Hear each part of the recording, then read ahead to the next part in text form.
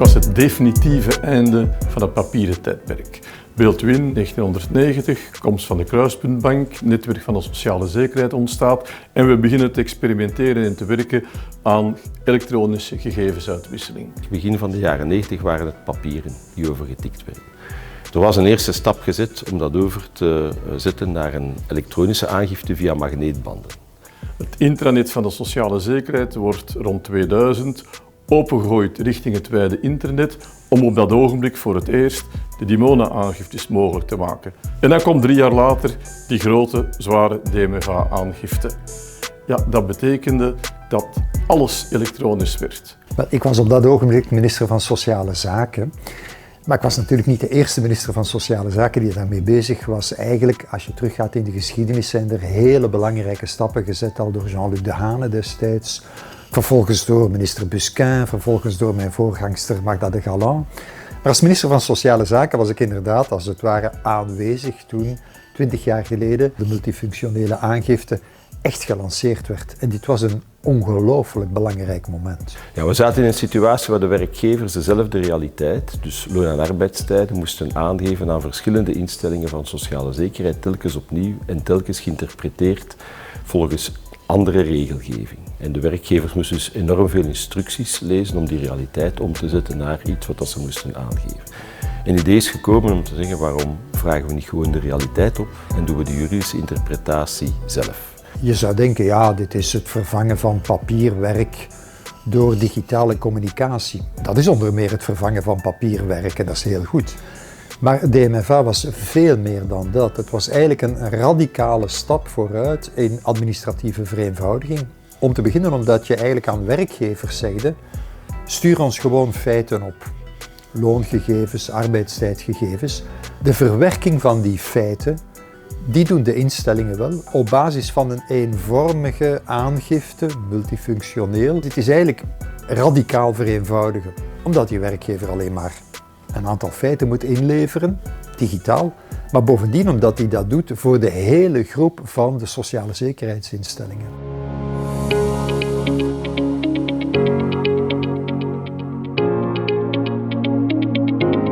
Alles ging veel sneller. Beeldwin in de periode voordien.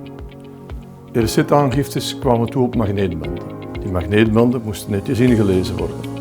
En nu zetten we plots de stap naar gestructureerd elektronisch gegevensverkeer.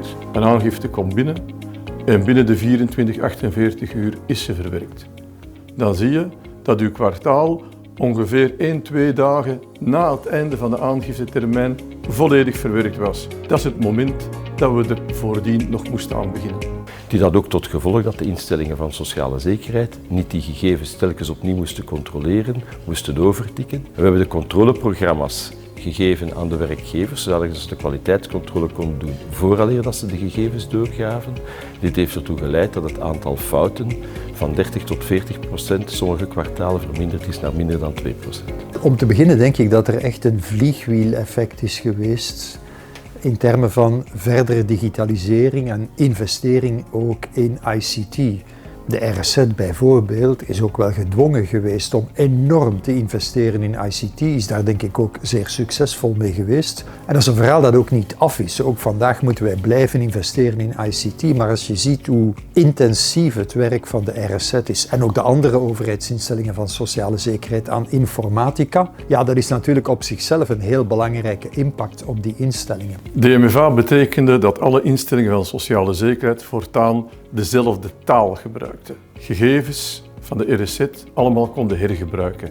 En dat maakte natuurlijk mogelijk om heel het traject elektronische aangifte van sociale risico's in gang te zetten. Maar voor de RZ intern, we konden nieuwe statistieken maken. Er kwam de snelle raming van tewerkstelling. En in een volgende fase kwam ook de strijd tegen de sociale fraude in het vizier. We zetten de stap van data-analyse, data-matching naar predictive analytics en vandaag een big data platform met data mining op een heel hoog niveau. De impact voor de werkgevers is geweest dat de administratieve lasten sterk zijn verminderd. En dus het planbureau heeft berekend ooit dat recurrent, dus elk jaar opnieuw, dit ongeveer 1,7 miljard euro bespaart aan onnodige administratieve kosten voor de werkgevers.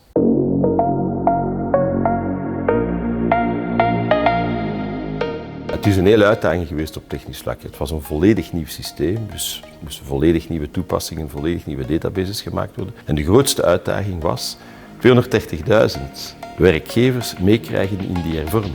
De situatie bij de werkgevers was heel verschillend. Sommigen waren al echt ver geëvolueerd en ook sociale secretariaten hadden toch ondertussen al 10 jaar ervaring opgedaan sinds de oprichting van de Kruispuntbank en de eerste stappen richting elektronische aangifte. Maar we hebben ook moeten vaststellen dat er een aantal helemaal niet klaar waren.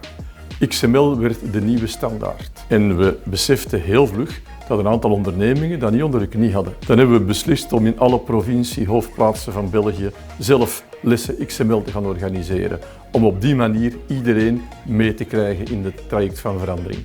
De bijdragen moesten binnenkomen, dus je kon je niet permitteren. Dit was een moment waar dat je op 1 kwartaal de volledige overdracht moest doen. Werkgevers moesten beginnen werken met webservices en zo verder, waren dat niet gewoon. We hebben trouwens heel wat werkgevers, ook grotere, moeten bijstaan om dat technisch gerealiseerd te krijgen. Smalls heeft daar dus niet alleen gezorgd dat het werk gedaan werd voor de RSZ, maar heeft ook heel wat andere partners ondersteund om dat mogelijk te maken. Dat werd trouwens bijzonder geapprecieerd, want die stuurden allemaal hun ICT-ploegen om bijkomende informatie, opleiding enzovoorts te hebben, om op die manier heel die groep van 240.000 werkgevers in onze nieuwe context binnen te loodsen. De invoering van de multifunctionele aangifte is eigenlijk een stille revolutie geweest. Een grote administratieve vereenvoudiging op basis van een gedegen visie die achteraf ook toegepast is in andere sectoren, zoals in de gezondheidssector, in andere landen en die ook meermaals door de Verenigde Naties, door de Europese Commissie, door de Wereldbank als goede praktijk is aangeduid. Ik denk dat het hele fundamentele stappen geweest zijn, waarmee ons land eigenlijk met betrekking tot administratieve modernisering, administratieve vereenvoudiging, digitalisering en dataverwerking echt wel een pioniersrol is gaan spelen en denk ik ook elders in de wereld met een beetje jaloezie bekeken is geweest van hoe goed wij dat aangepakt hebben. Wel, de tijd gaat snel en we zijn ondertussen ruim 20 jaar verder. Ja, dat betekent dat heel ons ecosysteem ook weer 20 jaar ouder is. We willen van de huidige situatie gebruik maken om heel die omgeving waar we vandaag mee werken eens terug goed tegen het licht te houden en die future-proof te maken.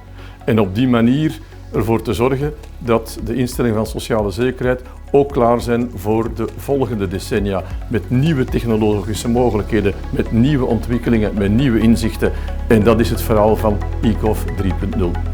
We zouden nog verder kunnen gaan dan waar we vandaag staan, maar dus ook naar beleidsvoorbereiding toe, naar beleidsformulering toe, heb je eigenlijk hier een echte goudmijn aangeboord. Dit is het resultaat van teamwerk. Mensen die zowel bij de RSZ, Smalls, Kruispuntbank Sociale Zekerheid hun nek hebben ervan uitsteken om met goede ideeën te komen. En ten tweede, door in de tijd een continue politieke steun van de verschillende beleidsvoerders, van De Haan over Busquin naar Magda de Galan, Frank van den Broeke. Men heeft daarin geloofd, dit was een hervorming volgens een visie op lange termijn en dat heeft geloond. Ik heb een aantal politieke verantwoordelijken genoemd, met name Jean-Luc De Hane, die toch wel echt geduwd heeft zoveel jaren geleden aan het tot stand brengen van de Kruispuntbank.